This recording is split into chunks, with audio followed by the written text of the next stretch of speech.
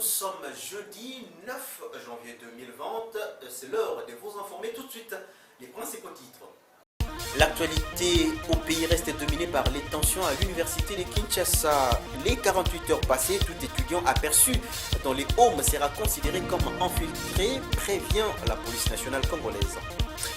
Dans ce journal, nous parlerons également de la toux, qui est l'expiration spasmodique et brillante de l'air, accompagnée d'un mouvement convulsif du larynx et de la trachée artère, avec le docteur Picol Dimakwela.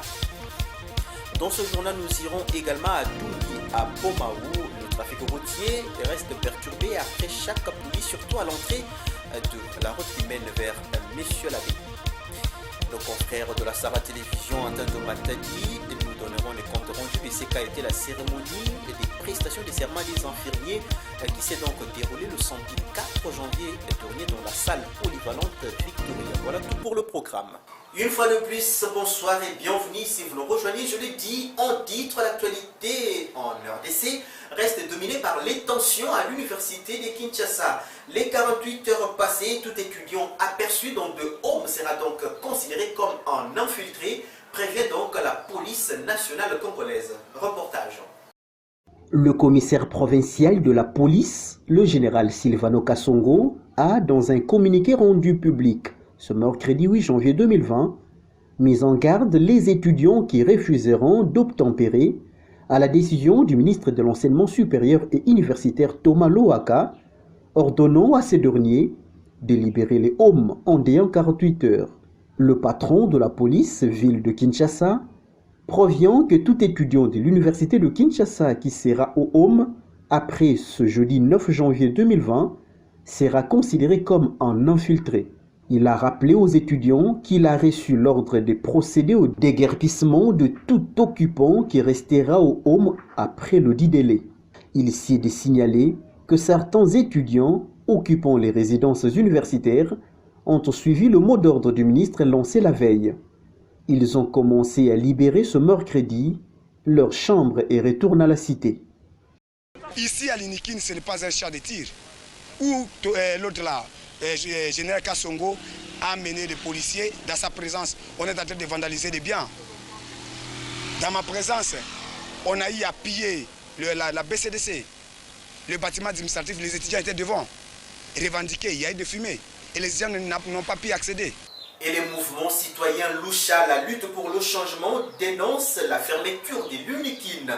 Pour lui, cette manière de concevoir les choses, donc la fermeture des portes de l'université de Kinshasa jusqu'à nouvel ordre et déguerpir les étudiants est une décision insensée, disproportionnée et inhumaine. Il y a moyen, a-t-il indiqué, de recenser les étudiants sans avoir à vider les hommes. Au lieu d'apaiser la colère, on l'amplifie. Pas trop tard pour revenir à la raison, telle est la déclaration de la lutte pour le changement Loucha. Information à lire sur le site web Média Congo. La solution est peut-être probable, apprenant suite à cette tension observée au sein de l'université de Kinshasa. UNIKIN les 6 et 7 janvier dernier entre les étudiants de cette alma mater et les éléments de la police nationale congolaise. Félix Tshisekedi, président de la République et chef de l'État, recevra en tout cas les représentants des étudiants avant ce vendredi où se tiendra le Conseil de ministres. Annonce faite par le directeur de cabinet du chef de l'État, Vital Kamerhe. Cette rencontre permettra donc de trouver une solution idoine aux revendications des étudiants. Il y a lieu de noter que ces récentes manifestations ont conduit à la mort, en tout cas d'au moins un policier et des blessés graves des deux côtés. Info à lire également sur le site web Média Congo. Et à Bomaville historique et portuaire, quelques étudiants bomatraciens en tout cas ne sont pas restés indifférents face à cette triste situation qui prévaut à l'université de Kinshasa. Ils se sont exprimés et vous suivrez leurs déclarations dans nos prochaines éditions. Parce que nous parlons de l'enseignement en République démocratique du Congo, parlons cette fois-ci de la gratuité de l'enseignement de base. Il faudrait signaler que certains chefs d'établissement à Boma, surtout dans le secteur privé, déplore en tout cas la lenteur de l'évolution de cette gratuité de l'enseignement. Espérance, dis-nous, nous propose une réflexion quant à ce sujet. La gratuité de l'enseignement de base en République démocratique du Congo est une réalité pour l'année scolaire 2019-2020. Mise en œuvre pour la première fois en RDC grâce à l'implication du gouvernement post-alternance. Initiative louable du président Félix Antoine Tshisekedi Tshilombo. Même si la première expérience reste difficile, mais son évolution étonne plus d'une personne. Malgré des mouvements de grève des enseignants observés à Boma et dans d'autres coins de la RDC, alors une accalmie est présente. Dans des écoles publiques, comparativement aux années antérieures, l'afflux des écoliers est très remarquable pour cette année scolaire. Certaines indiscrétions affirment qu'il y aurait dans un futur proche un autre mouvement de grève qui sera décrété par les enseignants afin de pousser les gouvernements à la concrétisation de ces promesses. Mais tout peut changer car l'avenir renferme des surprises. À Boma, ville historique et portière, il a été observé que dans certaines écoles conventionnées et privées, leurs chefs d'établissement déplorent les faibles effectifs d'élèves, ce qui démontre que cette gratuité de l'enseignement de base a encore du chemin à faire. La gratuité ne nous concerne pas, mais ce que nous devons retenir, ça a affecté aussi les écoles privées, du fait que nous avons constaté une baisse des effectifs. Donc, c'est ce que nous déplorons. Et malgré la gratuité, tout le monde, nous la souhaitons. Mais chez nous, les privés, ça nous a quand même affecté. Et comme je l'ai souligné, qu'il y a beaucoup de classes qui sont fermées, surtout les écoles primaires. Et nous, au niveau du secondaire, nous avons constaté aussi une diminution des classes, surtout au niveau de l'enseignement de base. Je l'avais dit en titre, la place d'Umbi devient insalubre après chaque pluie. Surtout à l'entrée de la route qui mène vers Monsieur l'Abbé, le trafic routier devient chaotique car des flaques d'eau et des bourbiers gagnent du terrain. Regardez. Malgré des assainissements organisés dans la ville de Boma par Madame le maire Marie-Josée Nyong'o-Swami, l'insalubrité reste décriée. À Dumbi, précisément à l'entrée de la route qui mène vers Messé-l'Abbé, dans la commune de Kalamou, comme vous pouvez le constater sur ces images prises au bon moment, ces tronçons routiers est devenu impraticable. Caniveau bouché, bourbier au bord du macadam, voilà qui dérange. Rappelons que c'est le comportement inhumain de ceux qui fréquentent Dumbi qui aurait aggravé cette situation. Marchands et usagers de la route, tous jettent leurs déchets dans les caniveaux sans penser à leur curage quotidien. Condamner les autorités reste une chose facile pour les Congolais, mais la prise de conscience pour sauver l'environnement s'avère importante.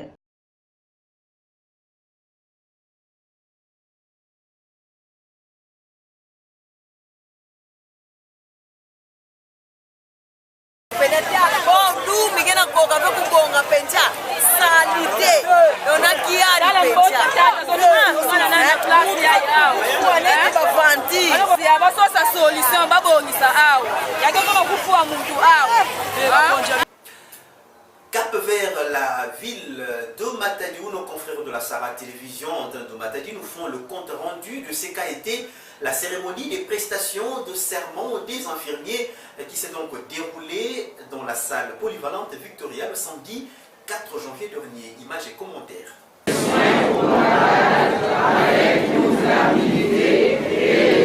Ils étaient près de 1000 à pouvoir prêter serment. Le samedi 4 janvier, l'activité a eu lieu dans la salle Victoria.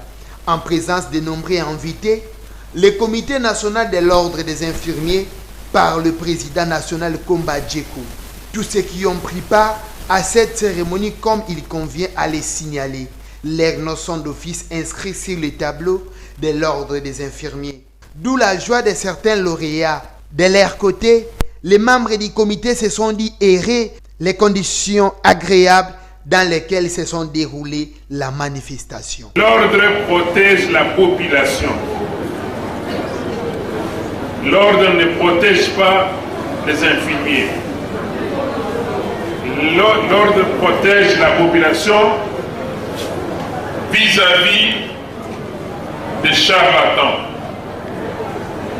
Les charlatans, ce sont des personnes qui n'ont pas étudié ou qui ont étudié mais n'ont pas terminé leur cycle, mais ils portent une blouse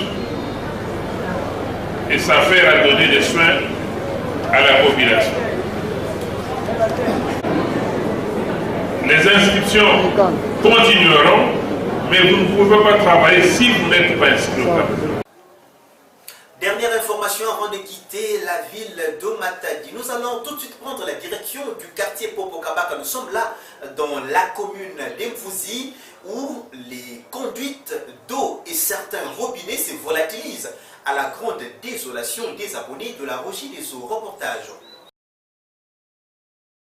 Sur l'avenue Popokabaka, dans la commune d'Mvouzi, beaucoup de ménages se sont réveillés dans une atmosphère désagréable.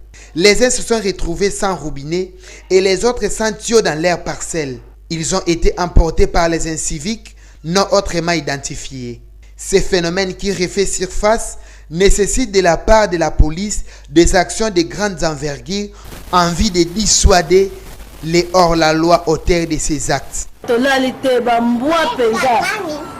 batali bako bayaki kingi penze bele tala na mama o ava likolo awa to bimi kaka ye pe azolela kaka tikoto bango makambo yango kaka ntango tosutuki kaka biso kuna likolo kuna ebi bacontere bapompe surtout biso bapompe nyonso ti kuna na se nyonso ti eikei oyela bakusa ve kana bakuluna kana bashege kana banani tomelenga na pipa bayimbogela kuuka tomebanga kulamuka tokanisaka ye msuba kuluna ale njoka lamuna suka maza yena sopana bapompi nyonso ya kartie bamasa nata yau toza baveni faso tozosukila na bacontere bwala ye ni faso na kutambudila bamiyidi ngo bayiba na bapompi basoba na buka na bayinjo bafuma bwala bana kuiza tala bena koza la Popokabaki benguza tala kimbangi bena na bantareji bena kuiza toza baveni faso sukila na bwala mbeli yayi toza kona pesa pensi na reji bayeyi bata reji ka misala play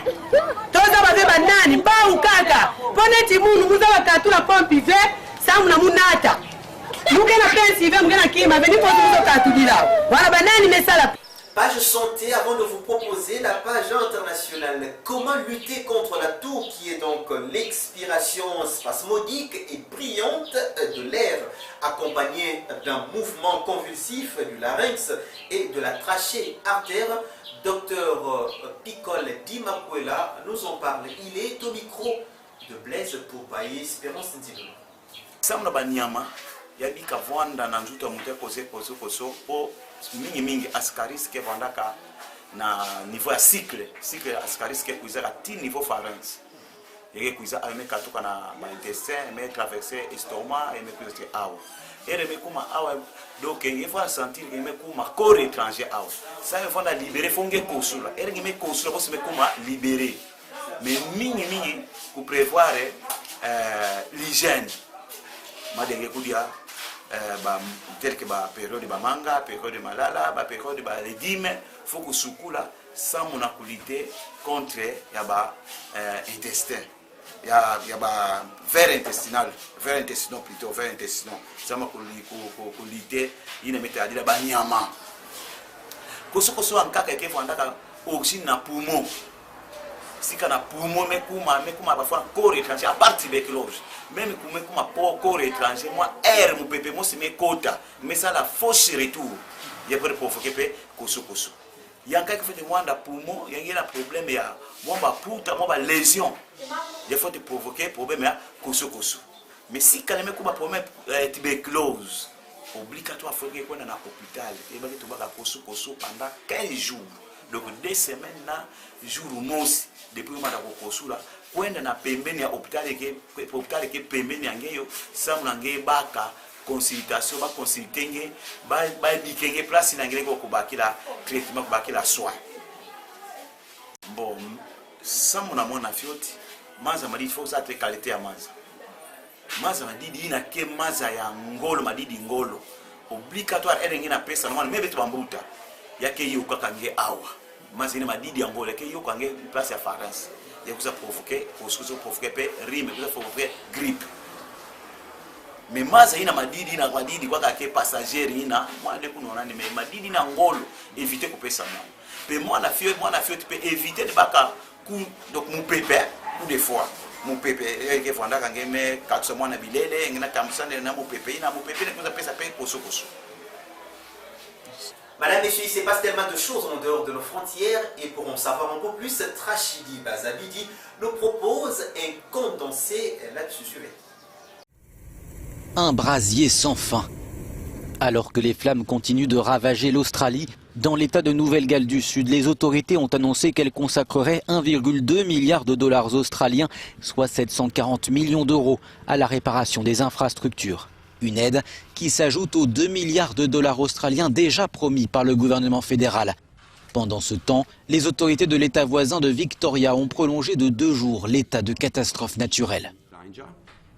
Nos prévisions font état de conditions de danger extrême. Cette activité très importante est probablement due à une journée très chaude aujourd'hui et une autre qui s'annonce encore très chaude vendredi.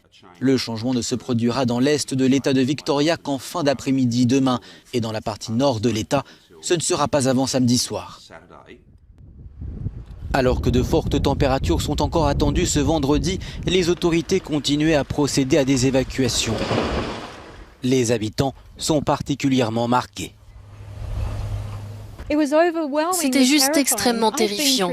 J'ai traversé des choses très dangereuses en travaillant dans d'autres pays, mais là, c'était comme si toute sécurité avait disparu. Nous avons été trahis. Ces plantations de pin sont maintenant nos ennemis. Il y a des démons qui sont là, à nous attendre. Le gouvernement de Scott Morrison a été accusé de n'avoir pas assez agi pour la lutte contre le réchauffement climatique. Cette vague d'incendies particulièrement virulente a déjà fait 26 morts et réduit en cendres une superficie équivalente à celle de l'île d'Irlande, touchant également des millions d'animaux. Avec l'opposition à la réforme des retraites, le président français Emmanuel Macron fait face à l'une des pires crises de son mandat depuis le mouvement des Gilets jaunes. La grève dans les transports est déjà la plus longue enregistrée à la SNCF ces 30 dernières années, mais la contestation s'étend aussi au secteur de l'enseignement, de la santé ou encore de la justice. Toutefois, côté gouvernement, on promet toujours de ne rien lâcher. Ce n'est pas de la fermeté, c'est de l'ambition.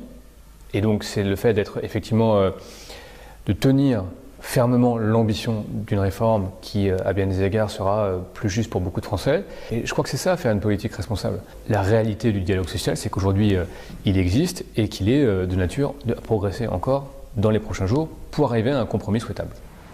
Dans le viseur des opposants à la réforme, le système de retraite à points qui entraînerait selon eux une baisse généralisée des pensions, mais aussi l'âge pivot fixé à 64 ans. Les syndicats redoutent que les tensions sociales se poursuivent bien après la réforme. Au-delà de la durée prévisible ou pas du mouvement, au-delà du scénario qui fera que le mouvement social s'arrêtera, eh bien, il y aura des cicatrices profondes qui seront beaucoup plus profondes que le manque à gagner qu'il y aura eu sur les salaires et les payes des grévistes. Difficile pour l'heure de savoir jusqu'où les opposants pourront aller après 6 semaines de grève en continu dans les transports. Emmanuel Macron voit en tout cas ce conflit social comme un test et s'est promis de réussir là où tant d'autres présidents français ont échoué.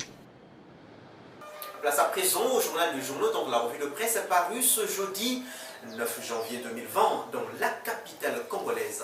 Suivez.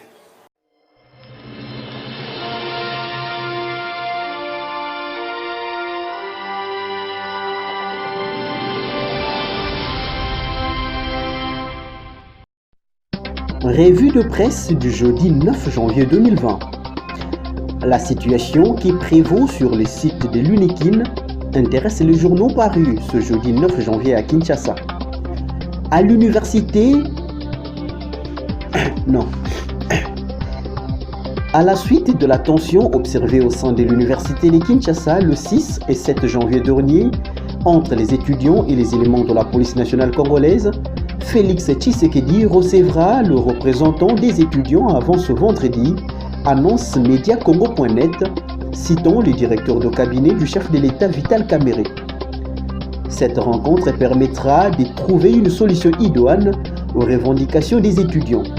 Il y a lieu de noter que les récentes manifestations ont conduit à la mort d'au moins un policier et plusieurs blessés de deux côtés, estime le média en ligne.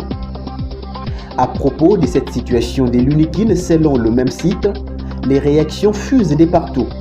La Lucha, par exemple, a dénoncé la décision du gouvernement ordonnant aux étudiants d'évacuer les résidences universitaires. Ce mouvement citoyen pense que la décision est insensée, disproportionnée et inhumaine. La Lucha estime qu'il y a moyen de recenser les étudiants sans avoir à vider les hommes, car au lieu d'apaiser la colère, on l'amplifie. Et ici, la Lucha conseille au gouvernement de revenir à la raison et écrit le portail. Et pour Martin Fayoulou, un des leaders de la Mouka, dont 7/7.cd rapporte le propos, l'urgence est de trouver une solution aux revendications des étudiants plutôt que les évacuer du campus.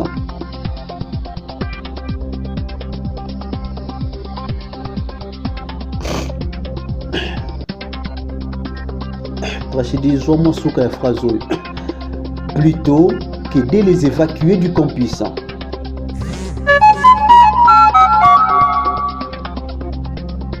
Aussi, Emmanuel Ramazani Chadari plaide pour une solution urgente.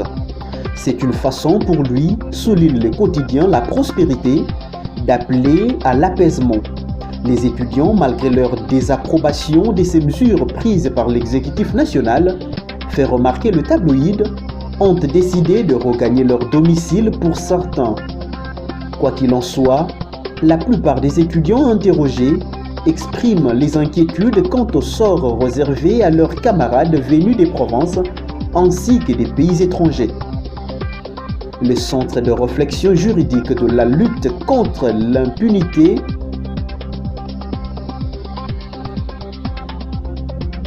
CRGLI traduit le ministre de l'Enseignement supérieur et universitaire Thomas Louaka en justice selon 7/7.cd. Dans une plainte datée de mercredi 8 janvier 2020 et adressée au procureur général près la Cour de cassation, le coordonnateur de cette ASBL, Franck Kalolo, accuse Thomas Louaka d'avoir pris une décision inique et intentionnelle qui porte atteinte à l'article 180 du Code pénal congolais en suspendant jusqu'à nouvel ordre les activités académiques à l'université de Kinshasa, ordonnant par ailleurs les délogements des étudiants habitant les résidences universitaires en délai 48 heures et brandissant la menace de la police en cas de non-respect de cet ordre. De son côté, le journal Le Phare salue l'évacuation dans le calme des étudiants réguliers, aussitôt dit. Qu'est-ce que je dis? Aussitôt dit, aussitôt fait. Les étudiants réguliers de l'université de Kinshasa n'ont pas attendu pour exécuter la décision du ministre de l'Enseignement supérieur et universitaire, leur demandant de quitter les homes, rapporte le journal. La situation la plus déplorable se trouve dans les caves des homes. Là, c'est un spectacle déplorable. Des familles entières se partagent des mètres carrés séparés à l'aide des triplex. Cette situation est à la base des comportements peu scientifiques. Ces familles, pour la plupart, constituent...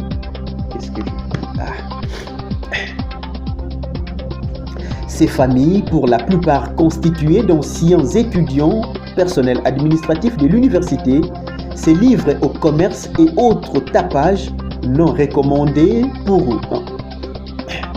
pour un milieu supposé être scientifique. Il suffisait de faire un tour au home 30, 20, 10 et du plateau qui héberge les garçons et 80 qui logent les filles pour s'imprégner de la situation. ce qui pourrait justifier certains dérapages lors des manifestations, déplore le quotidien. Voilà tout pour cette revue de presse. Merci de l'avoir suivi.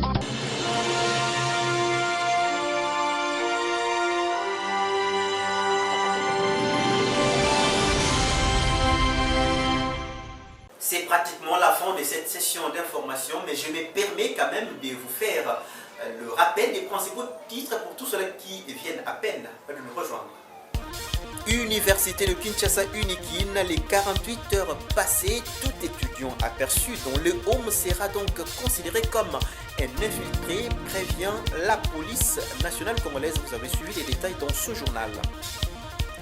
La page santé était également de la partie dans cette session d'information où nous avions parlé de la toux qui est l'expiration spasmodique et brillante de l'air accompagnée d'un mouvement convulsif du larynx et de la trachée artère avec le docteur Nicole Dimapuela.